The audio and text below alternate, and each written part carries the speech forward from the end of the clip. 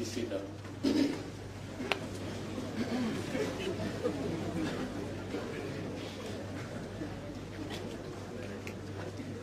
Thank you, Mr. President, for those kind of remarks.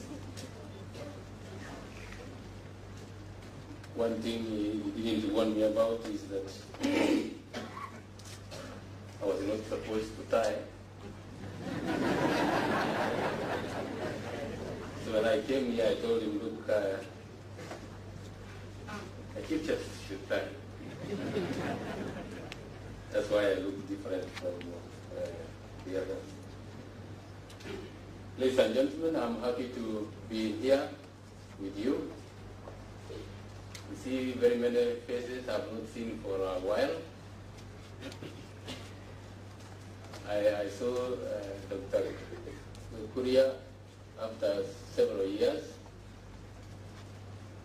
Mr. Gitonga after several years, and quite a number of colleagues here. So it's a great thing to be here with you this morning.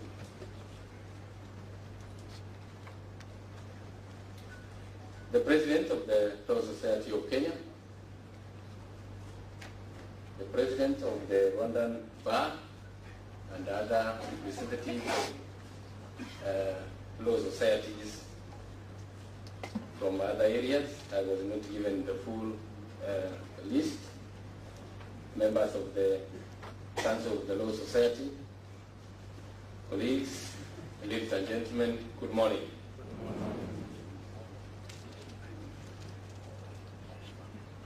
The legal profession, more than any other profession, interacts more directly and regularly with the practical application of law and the constitutional norms. This is because the bulk of our work in our typical daily routine as members of the legal profession entails interaction with the law, whether in private practice, public sector, or any other related engagement. Each of us is engaged on a daily basis in seeking solutions to societal challenges, but we do not always find solutions to every problems that we are required to deal with.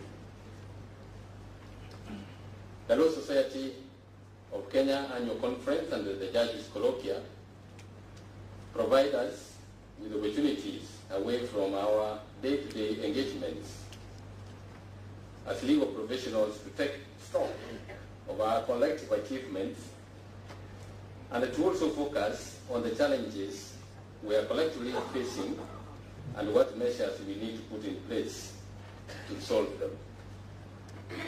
It therefore gives me great pleasure to join you in this year's conference to share views and reflect on some of our daily challenges and find a way forward on those challenges. I'm particularly delighted to note that this year you have chosen to read your achievements as well as challenges in the implementation of the 2010 Constitution. Your theme this year, the rule of law and the contested constitutionalism in post-2010 Kenya, promises, progress, pitfalls and prospects. As it were, challenges all of us to directly confront the question, is the current constitution working for us? And a constitution is as good as its implementation. In abstract, a constitution is a dead document unless it achieves some measure of constitutionalism. A constitution which provides for respect for human rights, including socio-economic rights, democracy, fair trials, but has no effective mechanism of implementation and enforcement of those rights, is a hollow constitution with no constitutionalism. Although the concept of constitutionalism, as these days means different things to different people, it is however common ground that constitutionalism entails limited government and the commitment to be governed by such limitations. Constitutionalism entails a recalibration of the state of governance mechanisms so that it is based on the rule of law and is democratic, responsive, and accountable. Constitutionalism entails implementation that succeeds in reflecting the desires and aspirations of the people. Constitutionalism entails a vibrant implementation that positively affects and improves the reality of people's lives. I think it is safe to say that though the independence constitutions of most African states embraced the doctrine of separation of powers, neutrality of the public service, and the independence of the judiciary, they mainly focused on securing the sovereignty of state and setting up the governance machinery. After that was achieved, shortly after independence, the political elite, driven by greed and selfish ambitions, embarked on and succeeded in making numerous amendments, the overall objective of which was to consolidate all state power and authority in the executive arm of government, and in particular in the presidency.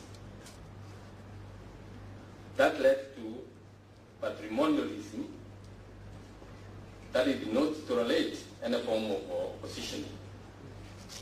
Professor Guy observes that unlike in Europe, where constitutionalism was tied to relations between the growth of the market economy and what he calls legal rationale, where entrepreneurs were in the private sector and wanted a reliable legal framework for their plans and contracts, in Africa, entrepreneurs were those who used state machinery, which they did not even want fettered or questioned, and preferably not accountable to any legal regime. In Kenya, after independence, what followed in the subsequent decades is well documented by studies and institutional and government reports that have analyzed the political events of the post-independence period. State institutions, including the judiciary, were subjugated and subordinated to the executive. This involves the stripping of security of tenure for judges and the total control of important structures such as the Judicial Service Commission. There was a crackdown on political dissent, which led to infringement of human rights and freedoms by security institutions. Laws that were used for colonial oppression were retained and others introduced to support the state's successes. It's also during this period that the country witnessed some of the monumental plunders of the country's resources through corruption and outright theft. We all recall the Kenren fertilizer factory and the Goldenberg scandals. These and other acts of authoritarianism led to the popular revolution against what was happening. The public called for a multi-party democracy and constitutional reforms, which led to the first multi-party elections in 1992 and the commencement of the constitutional review process in 1998. The Constitution of Kenya Review commission led by Professor Guy was formed and carried out extensive collection of public views on the constitution Kenyans wished to have. In this respect, the commission captured the public mood with regard to the constitutional reforms, and I quote, Kenyans lost respect for the constitution and the confidence in the political system. Few public institutions enjoyed legitimacy, and most lost the ability to resolve differences among the people or political parties and develop a consensus. Kenyans were unable or unwilling to defend the constitutional values and processes, largely because they had played no role in determining them. The demand for reviewing the Constitution arose from the dissatisfaction with the way in which its valuable aspects had been removed and the nature of political power that had emerged as a consequence, end of quote. During the review process, Kenyans therefore demanded for transparency and independent institutions with legitimate roles in a governance structure that adhered to the rule of law and the constitutionalism. With regard to corruption, Kenyans came to the collective decision that corruption is not just one of the wrongs that needs a legal response, but a vice which affects all facets of life in our society, literally echoing what the former Vice President Joe Biden later observed, and I quote, fighting corruption is not just good governance, it is patriotism, it is self-defense, end of quote. The result was the enactment of the 2010 Constitution, as we all are aware. As other world constitutions, the 2010 Constitution is by no means a perfect document that satisfies everybody. As we all know, it is a deliberate balance settled on after a rigorous negotiated compromise. It has nevertheless been billed as one of the world's most progressive and transformative constitutions which entrenches the doctrine of constitutional supremacy and binds all persons and organs of state. From the array of scheduled presentations in this conference, I'm once again happy to note that we are going to discuss various pitfalls in the process of implementation of our Constitution. Given the time available, you are certainly not going to exhaust all the pitfalls. In the circumstances, let this be the genesis, if you may allow me to suggest, of what will lead to a structured national conversation on how we want our Constitution implemented. We all know that the constitutions are not self-executing. No constitution, however elaborate and comprehensive, can provide all the laws, rules and regulations required to ensure that the society functions properly. Constitutions require enactment of executing legislation.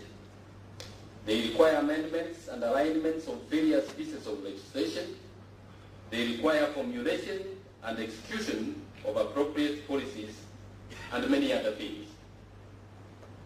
Though the legislative arm plays a critical role in the implementation of the Constitution by enacting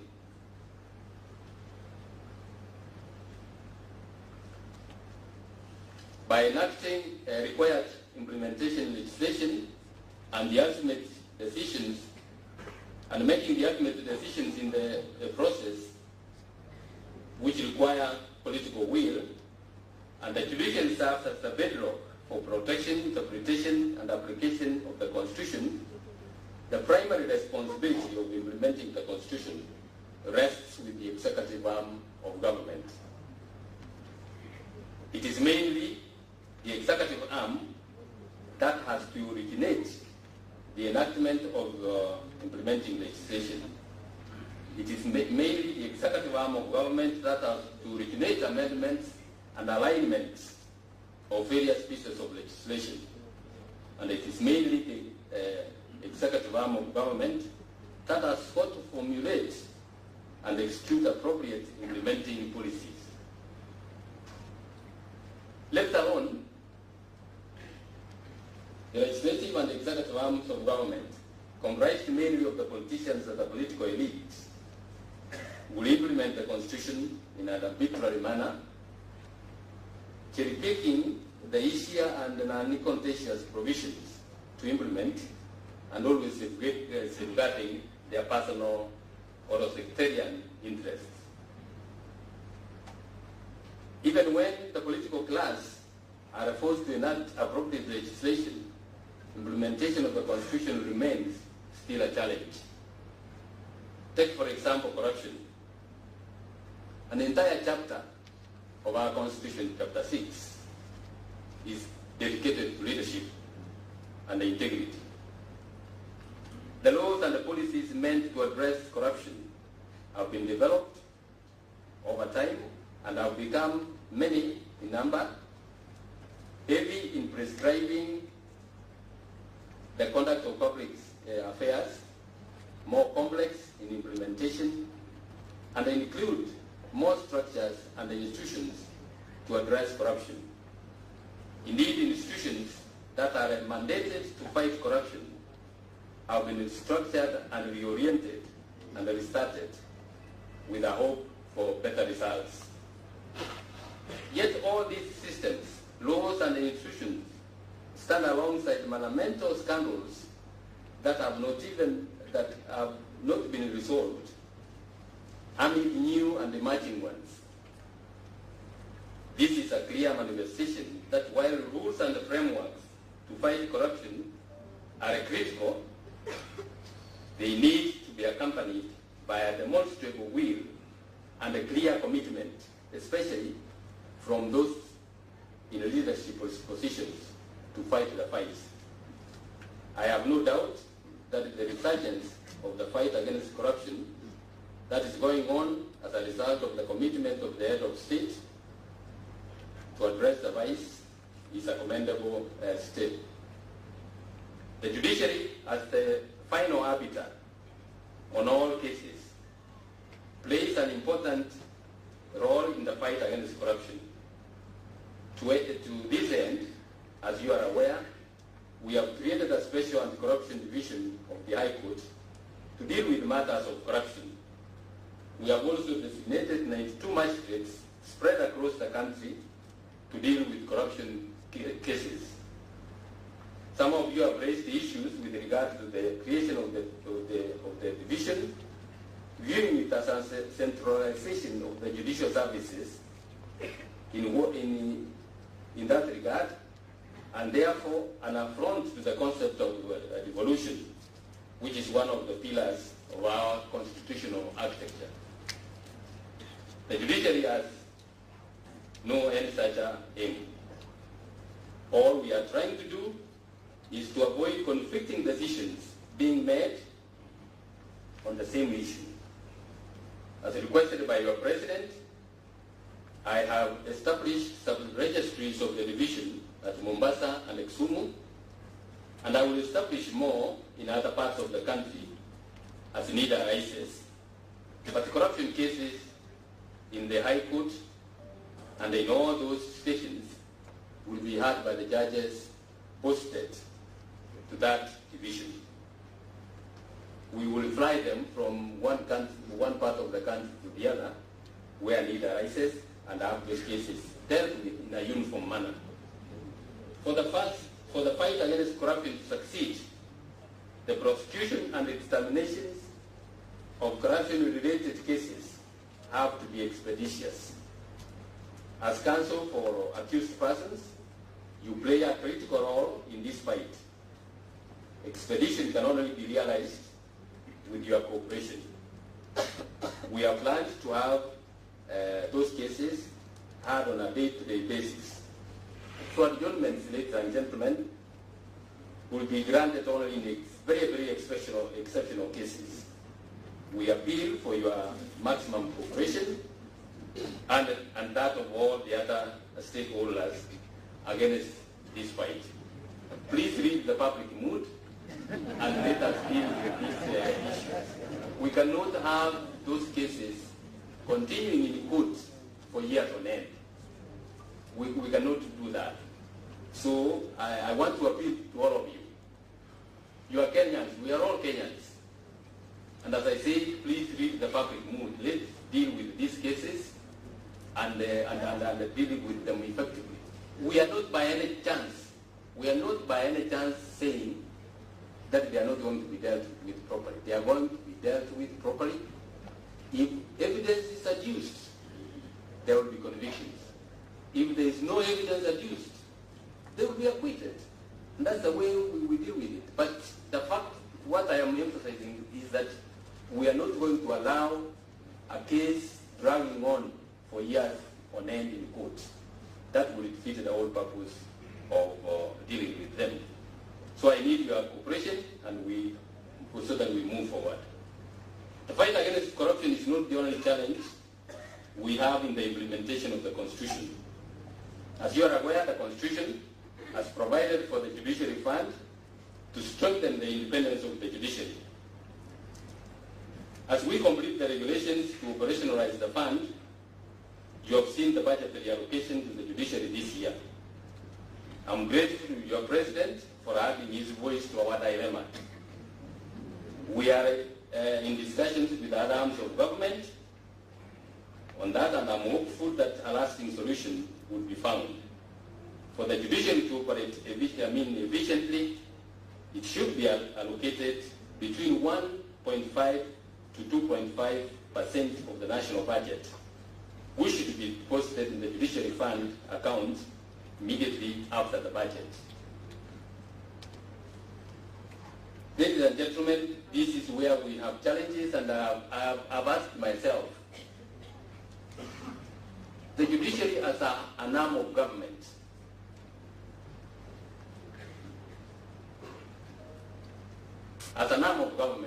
to be allocated 50 million shillings for development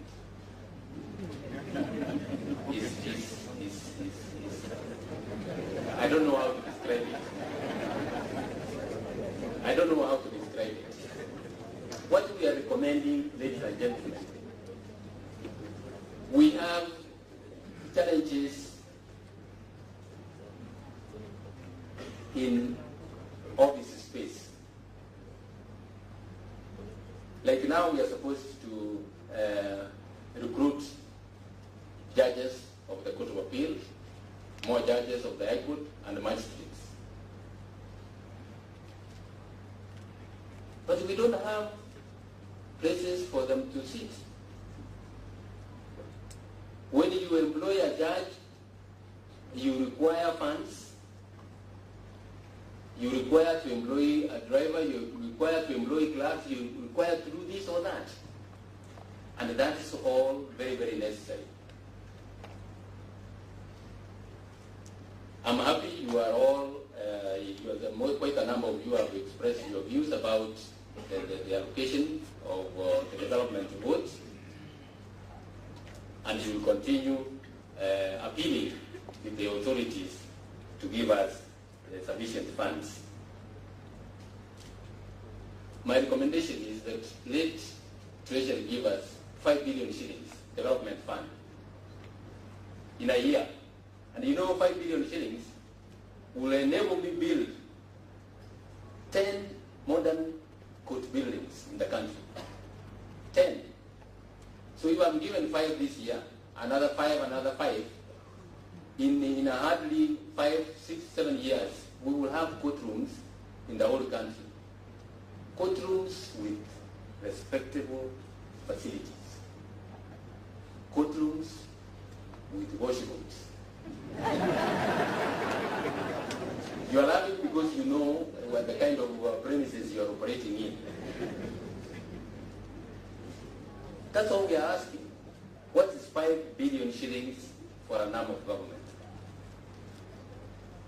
And I'm asking that let our legislators let the MPs realize that the judiciary offers critical services to this country, and they should be facilitated to be able to do that. Time does not allow me to enumerate all other challenges posed in the implementation of our Constitution. Suffice it to say that they are numerous, and from the look of things, they will be with us for a long time. It therefore behoves all of us, Kenyans, as individuals, those in the civil society, those in other institutions, and those in the media, to keep challenging acts violating the Constitution. In this regard, the legal profession in particular, of which you, ladies and gentlemen, in the private practice are the majority, is the watchdog for the respect of the rule of law, and must be ready to speak in defense of the Constitution. You need to keep reminding the political class that constitutional power is constrained power. The moment anybody acts outside the powers or ignores to exercise the authority the Constitution vests in him or her, he or she violates the Constitution. The media, and I want to commend them, must also be ready to investigate and report on all incidents of violations and other acts that interfere with the implementation of the Constitution. As I said, the civil society organizations continue to bring public litigation in defense of the Constitution.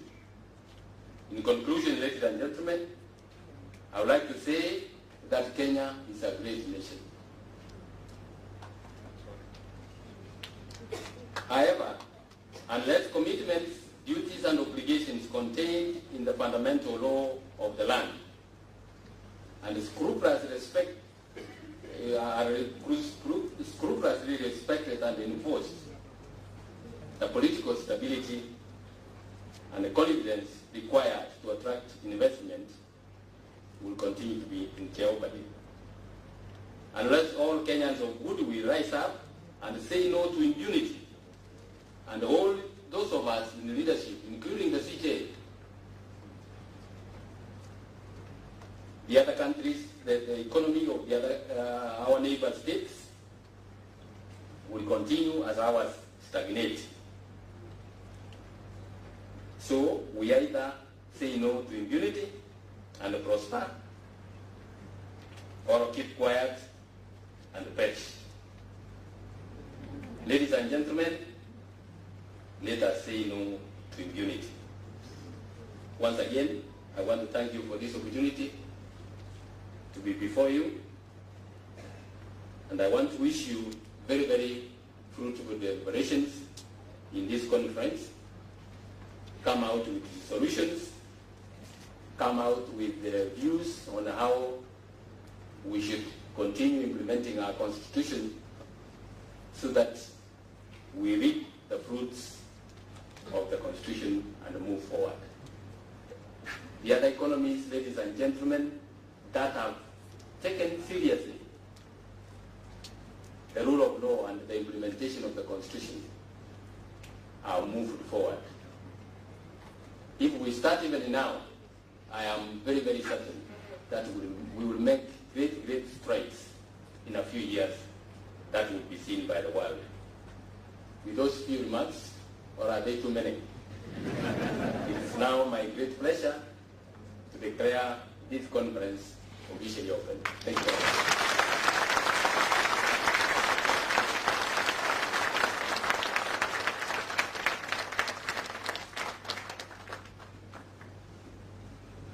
Thank you very much, my Lord the Chief Justice. What I can probably say is that we as a law society stand hand in hand with your passionate appeal for the creation of the Judiciary Fund, because we're all affected if we don't have a capable judiciary that has the infrastructure in place. I read the other day that the legal services sector in the United Kingdom a few years ago contributes about 26 billion pounds to the economy. What about us in Kenya? We say that there are all these budgetary shortfalls, but if we don't enable the judiciary, we as lawyers, to practice and conclude our cases, and we're also going to suffer when our case is not determined in a few months and it take years. Is income flow going to be affected? So that's why we as LSK are now working hand in hand to ensure that our conveyancing practices, the company's registry, the judiciary works efficiently to enhance our capability of service delivery. Now, before I go to the next important stage, which has been a dream of my council and my personal request, may I also recognize some of our invited guests, starting with our chairman of the IBC, Honorable Kati. Welcome, sir. And also our JS representative, Masin Deche. I believe my former president, Eric Mutua, but as in council is present. Isaac Okero, my predecessor, welcome. In addition, Senior Council President Zamba Kitonga, Ketumo Kamal Korea, we recognize you. And also, Nasir is present. Ken Musyoka, our MP for the East African Legislative Council, Karibu Sana. Chairperson Ngana, Kenya Law Reform. We had a very good meeting with Kenya Law Reform, and we agreed that we will forward various amendments on statutes that we would like to be amended, sections that we'd like to be modified or repealed, hopefully within the next 2 months. And I ask members, please, give us your contributions on what we need to change. Well, that's the only way we can actually transform the society. And finally, the chairperson of FIDA, and not last but least, also I think I recognize Kelvin Mogeni, ICJ President, Karibuni. Now, I come to the next session, and you probably will see that you are launching 3 books. And it will be my pleasure to invite the Chief Justice to give a small brief of what this book's all about.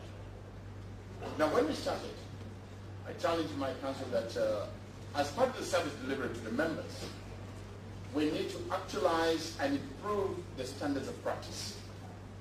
So in this regard, we started off with 3 goals and targets to ensure that by the time we come to the annual conference, within 100 days of our coming to office, we will launch the following. A mentorship program for young lawyers. I said it's not enough to talk about it, let's walk the talk. From 2012 on, Senior Counsel, Lim Muthoga, had come up with a concept paper on mentorship for young lawyers, 2012. And during my campaigns, I went to his office, and our campaigns were vigorous, door to door, you can imagine. I still didn't lose weight, I don't know why. I met him and said, the first order of business is to have a meeting with you once I make it to office about the mentorship program. And true to my word, we met with the convener of the young lawyers, we set up a team, and I'm proud to inform you that the mentorship program for young lawyers is finally a reality.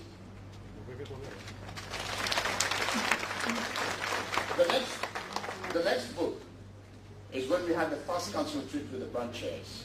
Because practice in welfare is a devolved function, I requested our branch chairs to come up with practice guidelines on bar-bench relationships. And I told them what we need is a consistent, regular meeting between the bar and the bench in all courts countrywide. We need to have a forum where we can interact, we can raise our concerns, we can have a form of AGR to address complaints, we can also have a mechanism to where members can channel their complaints, if any, in a systematic and dignified manner. Where a branch can now say, look, we have a problem here, we try to solve it through ADR, but it has not worked, and a proper complaint can then be raised using the judiciary's own templates so that we do not malign or victimize any person. And that is the second book that we're going to launch today, which are the guidelines, and the credit goes to the branch chairs for meeting that.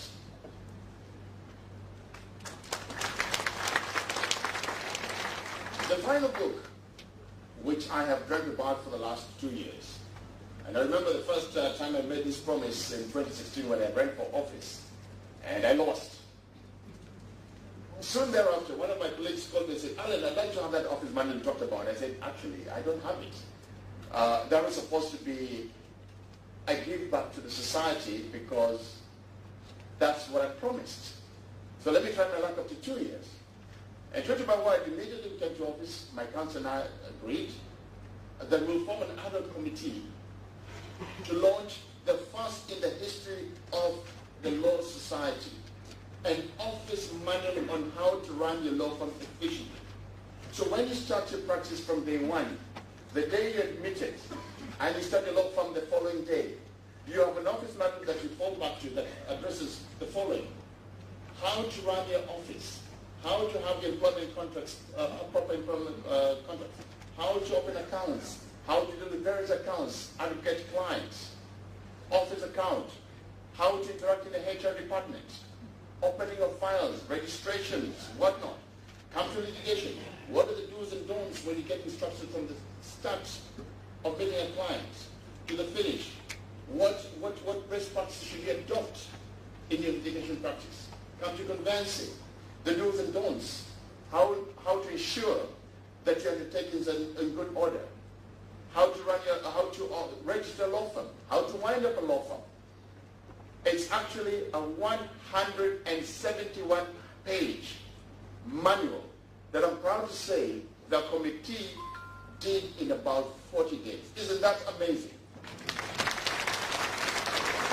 Now, many of you will appreciate when you look at the 100 days of council in office that we have done a lot, and we will do more. But one thing I implore members is we need your support. Now, the things we've done has been in support of a few members. Now, imagine all of us get united. And when I came up with the slogan, together we can move mountains, can't we?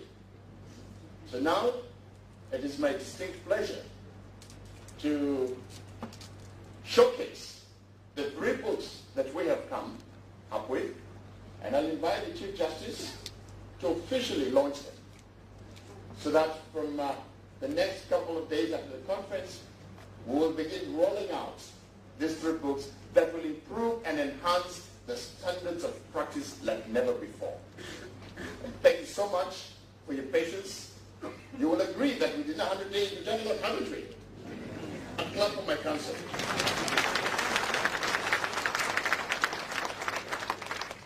So let me take these momentous steps as we go down history to showcase what we've come up with.